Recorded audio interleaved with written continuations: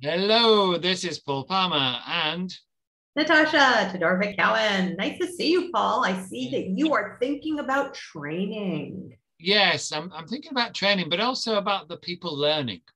So when Is I, that because of the projects that you've been involved with lately? it's partly to do with the projects, but it's also to do with the variety of methodologies that I'm using in those projects. So Right. sometimes it might be a workshop, sometimes it might be just talk content, sometimes it's a quiz, sometimes it involves one-to-one coaching, and for me, the important thing about that is different people learn in different ways. So one person might be a kinesthetic learner. I'm a kinesthetic learner. I've got to do it. Yeah. Another person might be somebody that has to go into a lot of detail, a technical content detail. Somebody else might need to be just shown and then they can just do it. Some people got photographic memories. It's quite interesting the way that different people respond. I did one on Tuesday, I think it was, and we had two people in the room, and one of them was giving me a lot of feedback consistently and input into the content. The other one kept quiet. And at the end of it, when we did the assessment, the one that was doing a lot of input and content, getting involved in the content, did a higher score with the quiz at the end than the one that had been less involved. Well, part of a facilitator or trainer's job, I believe, is to do your best to engage as many different people in as many different learning modalities as possible. And when people engage, then they learn. And there has to be something in them that says, this is interesting enough for me to put my heart, my energy, my soul into this. Mm. And when they commit like that, then the learning does accelerate. And I think the days of, somebody does a day long or 2 day long workshop and that's it are over. Because more and more organizations are realizing that people don't remember it. So you're right on track. We have to know how to support people through coaching. We have to understand how to get them from, here's what they understood to performing it to getting feedback to improve. Because otherwise, it's just a bunch of okay information that they're going to forget by the end of that week. And it'll be gone by the end of the month. And that's in the data.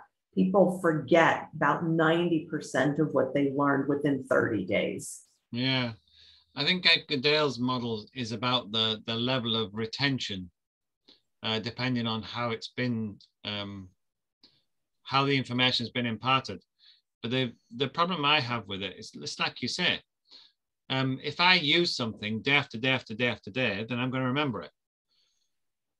If I read it for half an hour and I'm expected to follow the process without any prompts, a month later I can't, if I've not used it in between. Yeah. Yeah. There has to be room for the practice, the implementation, and the feedback. I run a mentorship program, which means that people are on the program with me for a year, and we meet every week. We do the training pieces. They're online. They do the Q&A, and they are implementing with clients and coming back, working on reports together so that they can course correct one another. Because I know if they can course correct one another, they understand it well enough to use it. And if they can work it with clients, that is going to push them to get good at this. Yeah, because the clients have got the expectations of delivery, haven't they? Yeah, it raises the bar. Now, obviously, they're doing it with safe clients. They're not mission critical tasks, but it's getting them ready for those mission critical clients who have those mission critical outcomes. But we really don't learn by a great information dump and then disappear. Yeah, but they have to have some sort of development plan. It's not just all in one go. Yeah, absolutely, because we don't remember all of everything. And I love the development over your head, because the development plan has to include some way for people to implement, not just once, but repeatedly, right? I learned Morse code in an accelerated learning program, right? It was really cool. I could Morse code for a week. And then it started fading. Well, I have no reason to use Morse code, right? I think I learned it when I was 12. Yeah, like, well, who needs it? So why would you remember, right? Dash, dash, dash. Yes, look, it would come back quickly if we needed to use it, right? Because we've got the neural network pathways that have been set up. But if you're not using it, then you're not developing the skill. So if you're an organization and you're listening to this and you're thinking, how do I get my team working and trained and all of that, you've got to make room for the implementation. Yeah, and I think there's quite a bit of getting involved in the cross-functional things. I think a lot of the time there's too much training that's just specific to one item. Yeah. And when a team is, for example, just doing the, say they're just doing the manufacture, but they don't take into account the planning, they don't take into account the resource provision, they don't take into account the preparation of the equipment or the calibration of the equipment, then their plan is incomplete. Yeah. If they're only looking at a small part.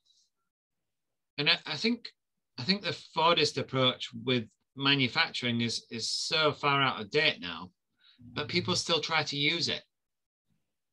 And instead of thinking, well, that person has that one set of skills, yes, but if they don't understand what's coming next for their customer, even though it's an internal customer, then they're not going to be able to deliver to a satisfactory level so that they can take it to the next stage. Yeah. I know my son was at Rolls-Royce and he was telling me that the number of things that he was taking out was too much. So he was being too detailed, too critical. And then other areas they were being not critical enough. So they take about 3 months to get the full training because they're training on the job. This is the standard that's needed. And it was very detailed inspection of huge pieces of leather. Yeah.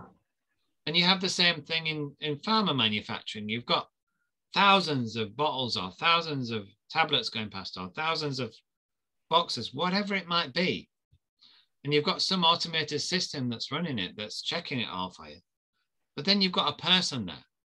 And that person needs to understand what they're looking out for so that they have to fix a problem before it becomes critical to the product. Yeah. But if they're just told to sit there and watch, and if it goes wrong, if it stops, then you follow this process. Right. But they're not going to preempt the failures. Yes. If all they're doing is, gone past. What am I watching for? Exactly. They're not even going to see it, are they? Exactly. And I think that's why considering what you're learning, what the development plan is, the coaching that's involved, it's important at all levels, not just at the top levels. Yeah, and I think that a lot of time folks are saying, yeah, well, this isn't working, therefore we need training, right? And most trainers, people who define themselves as trainers, will say, okay, yeah, if they can do it, they'll say, I can do the training, right? They don't do a needs discovery conversation analysis to find out what the training is supposed to solve. And that's why you need a good consultant to help you to understand what the problem is and if the training is needed. And I think that's a good topic for another call. Good idea. Yes. So training needs analysis. Very good. I'll talk to you soon, Natasha. It's Paul Palmer and Natasha Todorovic-Cowan signing out. talk to you soon.